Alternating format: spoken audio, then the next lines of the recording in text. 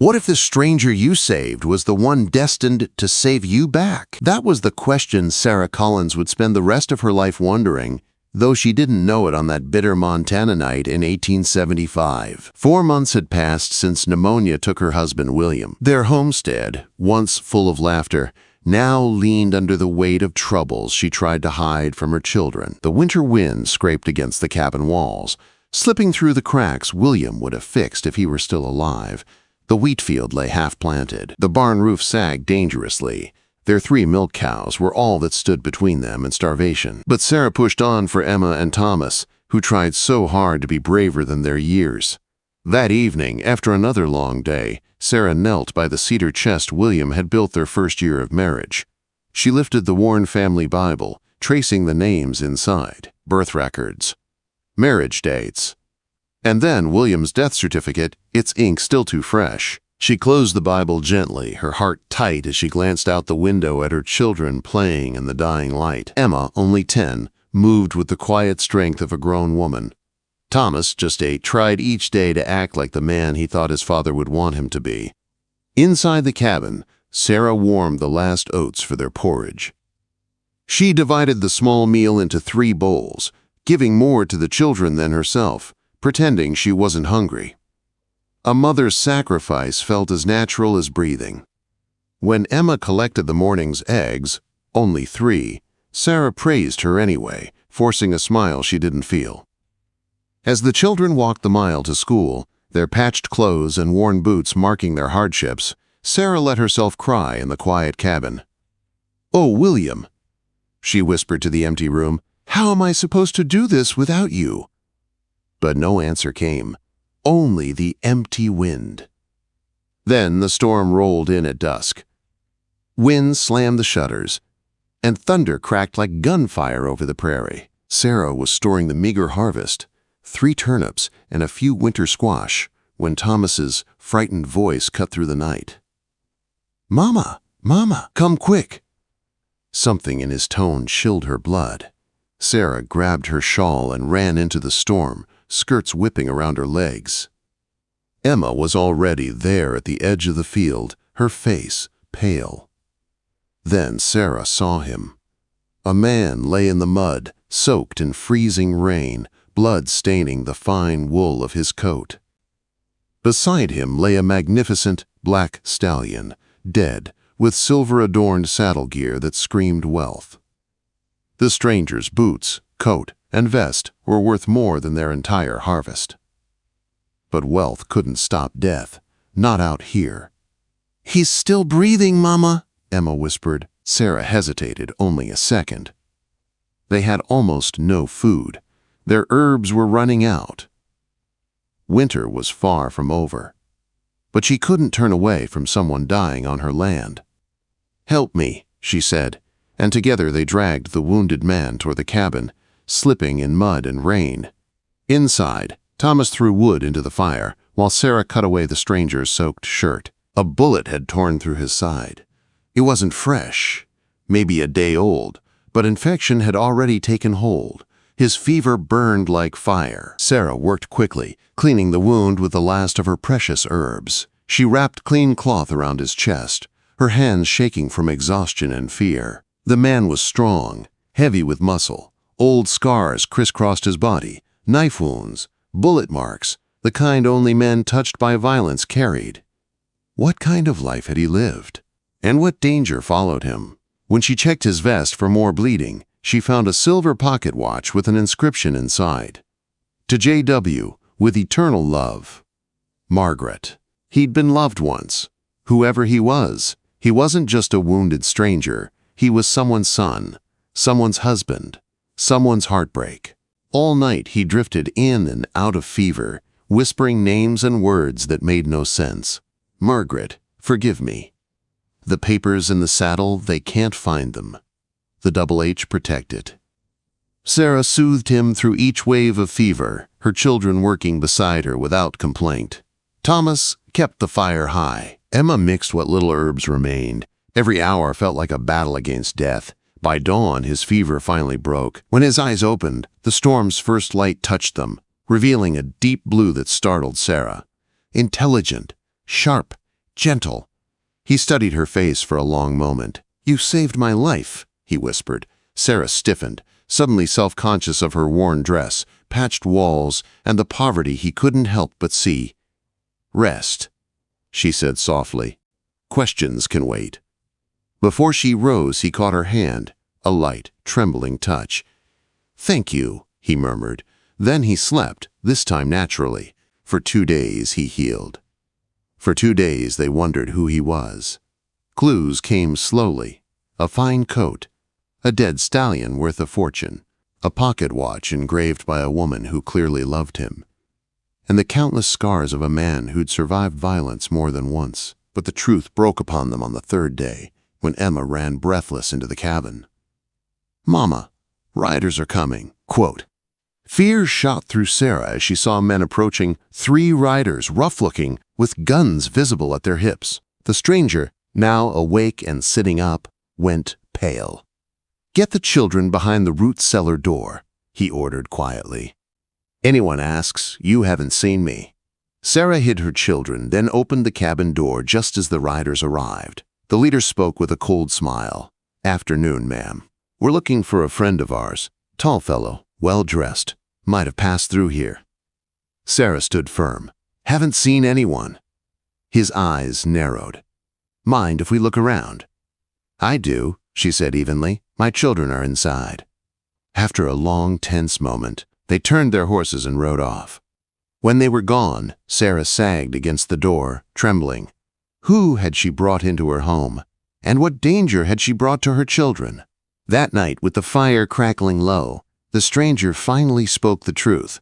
His name was James Harrison, and according to the deed he handed her, he owned the Double H, the biggest ranch in the territory, and the men hunting him, they would return. Their lives, her children's lives, were about to change forever. What if the man you saved turned out to be the one enemy your whole town feared? That thought settled heavy on Sarah Collins's heart the morning after the 3 riders left her land. James Harrison, owner of the biggest ranch in the territory, a man whose clothes alone were worth more than her entire homestead, sat propped against the cabin wall, the firelight flickering across his tired face. The deed he'd shown her felt unreal. It trembled in her hands as she read the bold print again. Double H Ranch, owner James William Harrison. Everyone in Montana Territory knew that name. Wealthy, powerful, private. Yet here he was, weak from blood loss, eating her thin vegetable soup like it was a feast. "Why come out this far?" Sarah finally asked. "Why alone?" James's fingers tightened around the blanket. "Because the men hunting me aren't simple thieves. They work for Marcus Blackwood." The name hit Sarah like a cold wind. Blackwood was the kind of man who could smile while ordering a barn burned to the ground. Safe behind money and influence, he controlled half the county and wanted the rest. "He's been trying to force me to sell the Double H," James said. "When I refused, he tried other methods." His hand drifted instinctively toward his wounded side. Sarah's stomach twisted. "Those men, they wanted to finish the job." "Yes." Thunder rumbled in the distance. Though the sky outside was clear, the sound was just her fear, settling deep. "Why involve us?" she whispered. James looked at her, eyes steady and sincere. "I never meant for you or your children to be in danger. I was trying to get to the sheriff with evidence, proof of everything Blackwood has done. His men caught up to me before I could." Emma, hovering near the doorway, spoke softly. "We won't let anyone take our home, Mr. Harrison. We can help."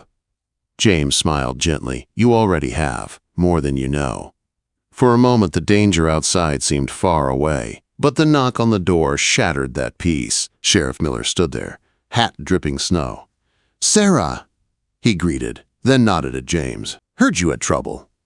James explained what had happened, showing the sheriff the hidden papers Sarah had found inside his damaged saddlebag. Documents, maps, records, letters, proof enough to put Blackwood away. But the sheriff's face went dark. "He's already got men watching the road. My deputies are scared to cross him. If I take these into town now, they might not let me make it to the courthouse." "So what do we do?" Sarah asked. "We buy time," James said, grim but calm. Enough time for me to gather more evidence and make sure Blackwood's men can't touch this family." He said the word family like he'd been a part of theirs for years, not days. Over the next several mornings, James grew stronger. His wound healed enough for him to walk the yard with Thomas, who followed him like a shadow. Emma brought him books from school, eager to learn numbers and ranch work. And Sarah, she tried not to notice how the cabin felt warmer with him in it. But danger lurked beyond every horizon. The schoolhouse teacher approached Sarah one afternoon. "Didn't want to scare the children," she whispered, "but two unfamiliar men were watching the school today." Sarah's heart raced. They were being watched. That same evening, James overheard hushed voices outside. "We move at dawn," a stranger said. "Get the widow to talk." Sarah barely slept. She didn't want to leave her home, but staying meant facing men who wouldn't hesitate to harm her children. Before sunrise, James made a decision. "I'm ending this," he said, strapping on his Colt revolver. "Blackwood isn't just after me. He wants what you have, leverage, and I won't let him use you." Emma stepped forward, brave despite her trembling. "You're not leaving alone." James knelt, resting a gentle hand on her shoulder. "You've already done more than anyone could expect." Sarah felt tears burn her throat. "What about us?" she whispered. "What do we do when those men come?" A shadow crossed James's face. "You pack what you can carry," he said quietly, "and you ride for the sheriff's outpost. I'll handle Blackwood." Quote. But Sarah shook her head. "This is our home, William's home. I'm not running." James looked at her for a long moment. Something softened in his eyes. Respect, admiration, something deeper he didn't say. "Then we fight smart," he said softly. Not loud. He taught them everything he could in one frantic morning: where to hide, how to stay quiet, how to signal each other through the walls, where the children should run if something went wrong. "Please," he told Sarah, "if I'm not back by sundown." "Don't," she said sharply. "You will come back." James hesitated, then nodded, and then he rode off. The hours crawled. Emma helped Sarah pack food and water. Thomas kept watch from the bedroom window, clutching one of James's wooden carvings for comfort. Snow drifted silently across the fields. And then, just as the sun dipped toward the mountains, Thomas shouted, "Ride! Riders!" Sarah's heart nearly stopped. It wasn't James, it was Blackwood's men, 6 of them, their faces cold, their horses restless, their guns visible.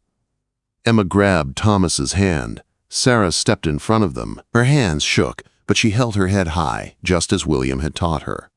The man in the lead dismounted slowly, brushing snow from his coat. "You've been keeping company with a rich cowboy," he said. "We want to know where he went." Sarah didn't answer. He smirked. "Lady, you really want to protect him? A man like Harrison won't do the same for you." "He already has," Sarah said quietly. The man's smile fell. "Well," he said, stepping closer, "that's unfortunate for you." But before he could take another step, gunshots thundered across the yard. Men shouted. Horses reared. Sarah grabbed her children and ran behind the wagon, heart pounding. And then she saw him. James Harrison, coat torn, hat low, revolver in hand, charging toward the homestead with fire in his eyes and fury in his stride. Behind him rode 2 ranch hands from the Double H. He had come back. For them. For her. For this family. What happens when the man you tried to push out of your life comes riding back as the only one who can save it? That was the truth burning in Sarah's chest the moment she saw James Harrison charging toward her homestead with a fury she had never seen in any man before. Snow whipped across the yard as Blackwood's men spun their horses in confusion. James fired warning shots that sent them scrambling for cover. The 2 Double H ranch hands riding behind him split off, taking positions behind the corral and the woodpile. "Get inside!" James shouted. Sarah grabbed Emma and Thomas and pulled them toward the cabin. Bullets snapped through the air. One struck the wagon wheel inches from Emma's shoulder. Thomas yelped, clinging to Sarah's skirt as they threw themselves behind the front porch rail. James slid from his saddle, landing hard on his injured leg. He hissed in pain but kept moving, pulling Sarah and the children through the cabin door as another bullet slammed into the wood behind them. Inside, the cabin shook with the force of the attack. Snow blew through cracks in the walls, and the firelight flickered wildly with every shot. "Down," James ordered, pushing a table over for protection. "Stay behind here, don't move unless I tell you." Emma pulled Thomas close, both trembling but listening. Sarah knelt beside them, trying to calm her shaking hands.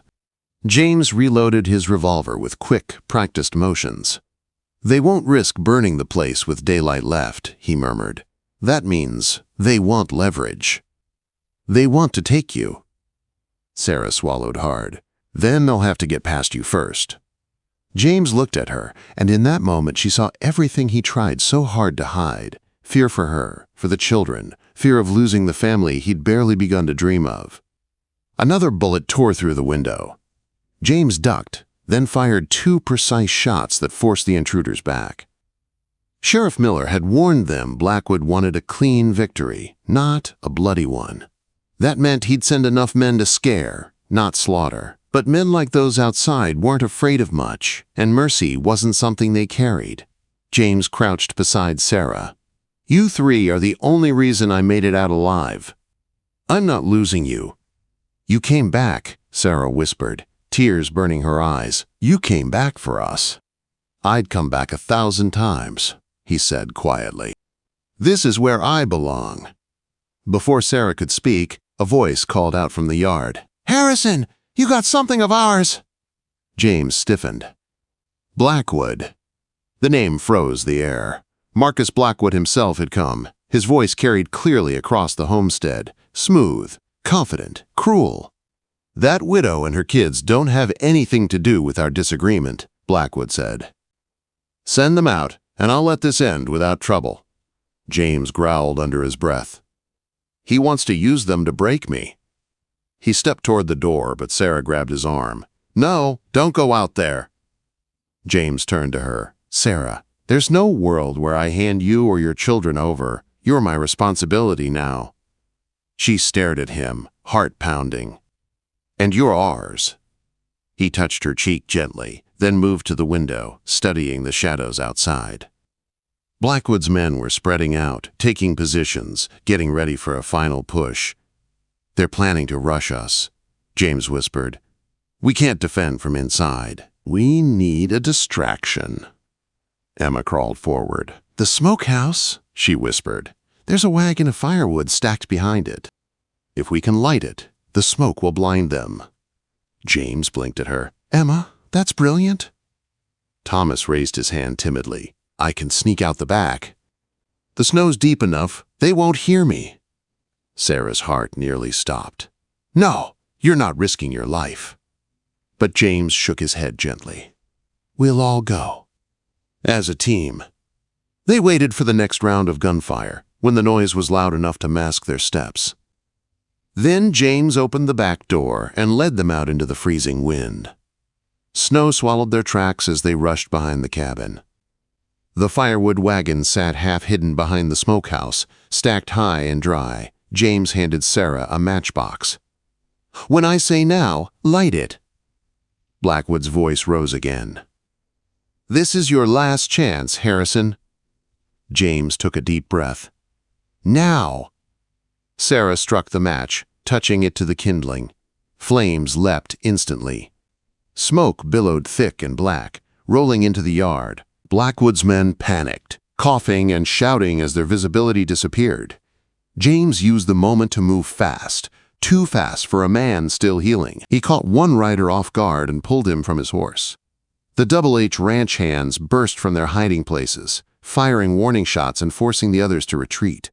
One by one, Blackwood's men fled into the smoke-choked fields. Their leader cursed, fired wildly into the haze, then spurred his horse and disappeared into the white wilderness. Silence settled slowly. The firewood wagon burned low. Snow fell heavily again.